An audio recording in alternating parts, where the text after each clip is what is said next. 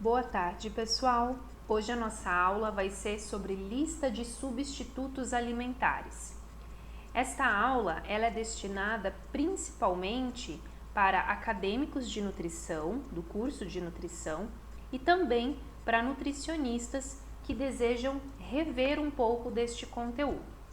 Esta é uma aula bem introdutória sobre este tema, mas é justamente para servir de base, principalmente para aqueles alunos que estão iniciando este conteúdo na sua faculdade, no seu curso de graduação, ou também aqueles alunos que já viram este assunto e querem entender um pouco mais. Para nós começarmos a falar sobre lista de substitutos alimentares, nós precisamos primeiro entender o conceito de porção. Aqui eu trouxe 3 conceitos de porção para vocês. O primeiro conceito nos diz que porção é a quantidade limitada de alimento ou preparação distribuída a uma pessoa. O segundo conceito nos diz que porção é a quantidade de alimento em sua forma usual de consumo, expressa em medida ou forma usual de consumo. E o terceiro conceito nos diz que porção é a quantidade do alimento ou da preparação já cozido e pronto para o consumo por pessoa. Ou seja, quando nós falamos em porção, nós estamos nos referindo à quantidade de alimento em sua forma pronta para o consumo, expressa em medida caseira, que normalmente deve ser consumida por uma pessoa sadia para compor a sua alimentação saudável. Por que é tão importante associar o conceito de porção com a quantidade de alimento pronto? Porque se eu falo em quantidade de alimento cru por pessoa, eu já estou me referindo a um outro conceito, que é o conceito de per capita, mas isso fica para uma próxima aula. E aonde que essa definição de porção, ela entra no plano alimentar que eu vou entregar para o meu paciente? Quando eu entrego o plano alimentar, eu posso estar entregando ele neste formato. Tá? Então, este formato é um formato que nós podemos seguir, é uma sugestão. Neste formato, eu tenho descrito as refeições, bem como os horários que esse paciente vai realizar essas refeições, quais são os alimentos que ele vai estar ingerindo em cada uma destas refeições, quais são as quantidades em medidas caseiras que ele vai consumir destes alimentos e como que ele pode substituir estes alimentos quando ele desejar variar o seu cardápio. Aonde que a gente tem neste modelo descrito o conceito de porção? Aqui em quantidades. Então é nesta coluna aonde a gente vai ter descritas as porções dos alimentos que esse meu cliente vai estar consumindo no seu dia a dia. Eu coloquei aqui um exemplo para vocês de um café da manhã. É uma sugestão. Então eu sugeri que esse paciente ele consumisse uma batida no seu café da manhã. Essa batida, essa vitamina, ela vai ser composta por leite integral, banana, aveia em flocos e canela em pó. Ele vai consumir quais quantidades destes alimentos no seu café da manhã? Descrevi aqui as quantidades em medidas caseiras. E aqui, como ele vai estar substituindo estes alimentos. Então, percebam que aqui na substituição eu descrevi da seguinte forma. Por exemplo, leite integral. Ele vai estar consumindo um copo americano, aproximadamente 190, 200 ml de leite integral, que corresponde a uma porção do grupo do leite e derivados. Quando ele não quiser consumir o leite integral, ele pode substituir por outro alimento deste grupo, substituindo por uma porção de um outro alimento deste grupo. Da mesma forma, os outros alimentos. Mas aí a gente pode se questionar. Mas sempre estas quantidades, elas vão ser equivalentes a uma porção no cardápio desse paciente? Não necessariamente. Bem, não necessariamente. Trouxe aqui um exemplo para vocês, para a gente ver quando estas quantidades elas podem variar e não aparecer sempre como uma porção certinha. Aqui nós temos banana. Quanto que ele vai consumir? 1,5 unidades. Esta quantidade ela corresponde a 1,5 porções do grupo das frutas, né? Então isso significa que quando esse paciente ele quiser variar a fruta do seu café da manhã, ele vai estar substituindo esta banana por 1,5 porções de uma outra fruta deste mesmo grupo, tá? Então, por exemplo, ele quer consumir mamão, ele vai substituir por 1,5 porções de mamão, respeitando sempre as quantidades que foram calculadas para ele. Então, antes de aprender a calcular um plano alimentar, nós precisamos entender como se monta, como se elabora uma lista de substitutos alimentares. Porque esse material ele vai ser entregue junto com o plano alimentar calculado.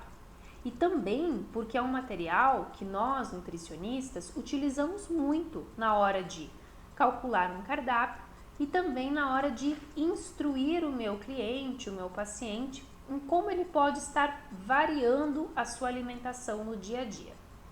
Então, a pergunta que eu faço para vocês agora, que é o que a gente vai ver nesta aula, como que nós calculamos e elaboramos uma lista de substituição para entregar ao paciente junto com o plano alimentar? Eu trouxe o exemplo aqui para nós vermos como se calcula a partir do grupo do arroz, pão, massa, batata e mandioca, ou seja, a partir do grupo dos carboidratos. O que a gente precisa lembrar? Que este grupo, a recomendação é um consumo de 6 porções diárias ou até 6 porções diárias, lembrando, dando preferência àqueles alimentos fontes de carboidrato que sejam com base em cereais integrais, né, com maior quantidade de fibras, vitaminas e minerais, e lembrando também que uma porção dos alimentos deste grupo corresponde a 150 quilocalorias. Nós podemos dividir este grupo em dois: grupo dos cereais, raízes e tubérculos, grupo dos pães, bolos e biscoitos. O objetivo desta separação, né, dos alimentos é justamente fazer com que isso se torne um pouco mais fácil para o meu paciente, né? Ele vai ter um grupo onde os alimentos fontes de carboidratos são mais consumidos em refeições como almoço e jantar, e aqui nós temos um grupo de alimentos fontes de carboidrato que são mais consumidos no café da manhã e até mesmo nos lanches. Bem, vamos lá, vamos aprender como calcular essa lista de substitutos alimentares. Quais materiais nós vamos estar utilizando para calcular a lista de substitutos para este grupo?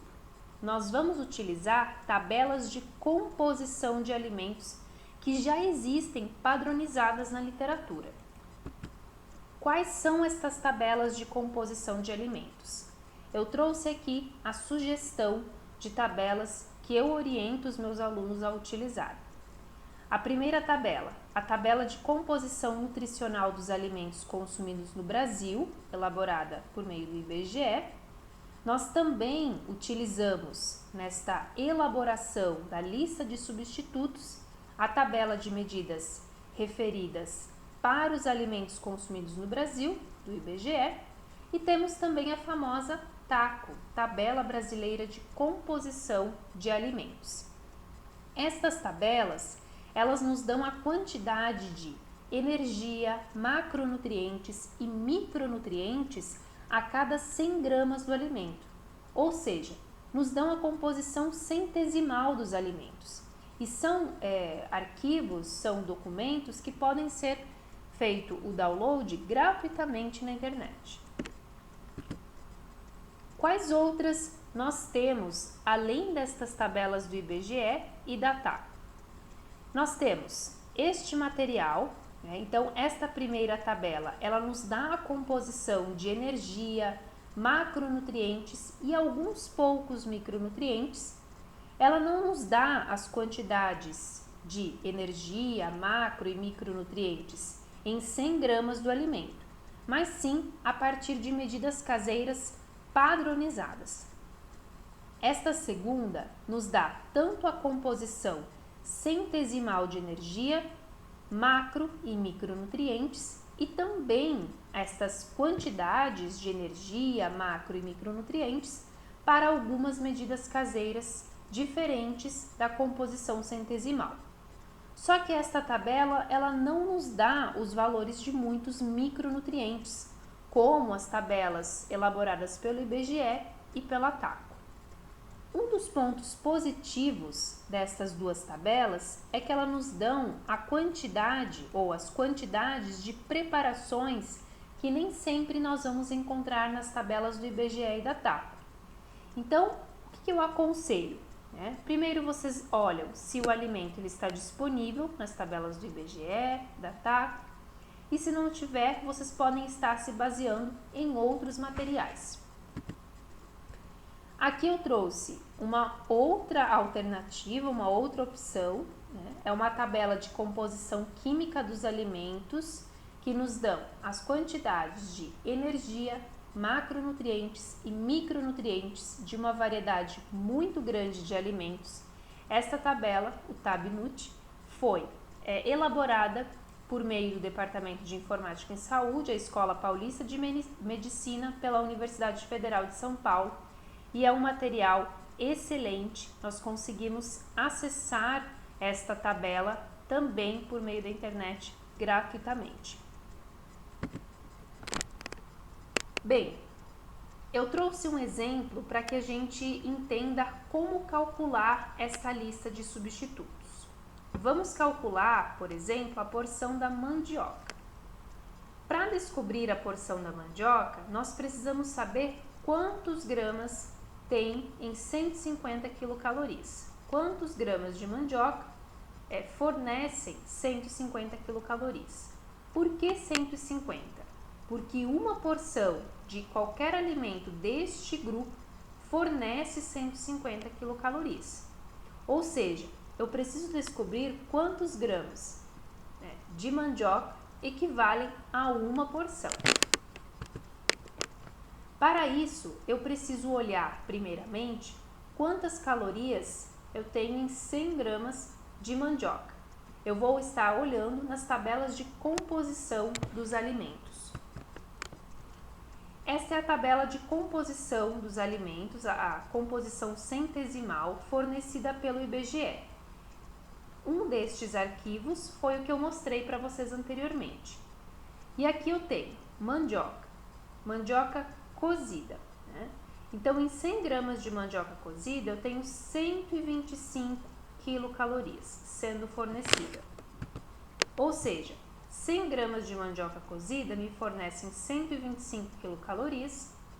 Quantos gramas de mandioca cozida fornecem 150 quilocalorias, que é o valor de uma porção deste alimento?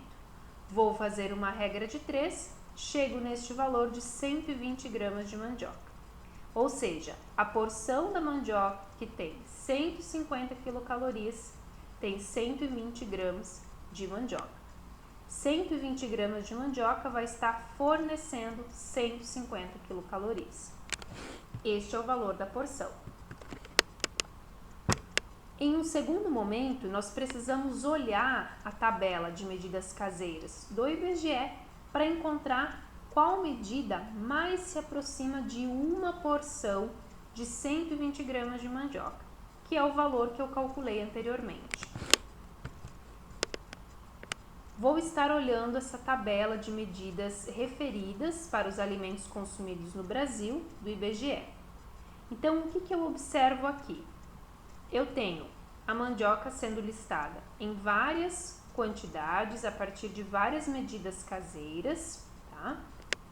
E eu observo que uma colher de servir ou uma colher de arroz de mandioca cozida picada equivale a 60 gramas. Então, vocês concordam comigo que 2 colheres de servir de arroz vão estar de acordo com a quantidade que eu calculei, 120 gramas de mandioca.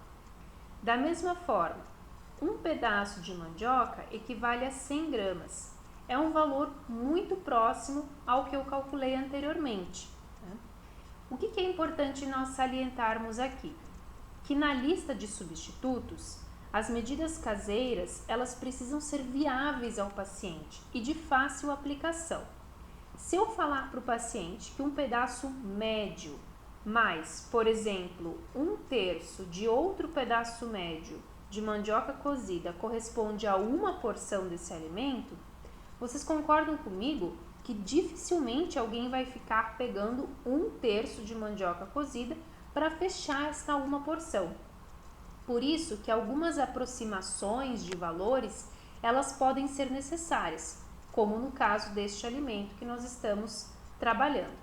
E vocês vão ver que isso se aplica para outros alimentos de outros grupos também.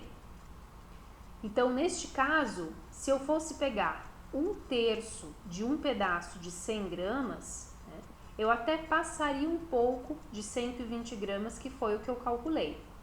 Mas dificilmente alguém vai pegar um pedaço médio cozido de mandioca mais 1/3. Então, eu permaneço com um pedaço, que é um valor que se aproxima das 120 gramas calculadas. Olha só, 120 gramas de mandioca se aproxima de um pedaço médio de mandioca cozida, ou ainda posso falar que 120 gramas de mandioca se aproxima de 2 colheres de arroz ou 2 colheres de servir de mandioca cozida. Então, são estas medidas caseiras, estas quantidades que eu vou estar descrevendo na minha lista de substitutos alimentares.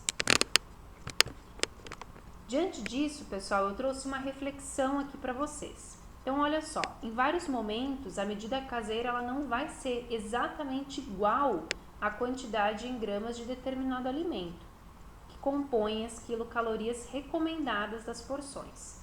Para isso, é necessário ter o bom senso e tentar arredondar da maneira mais precisa.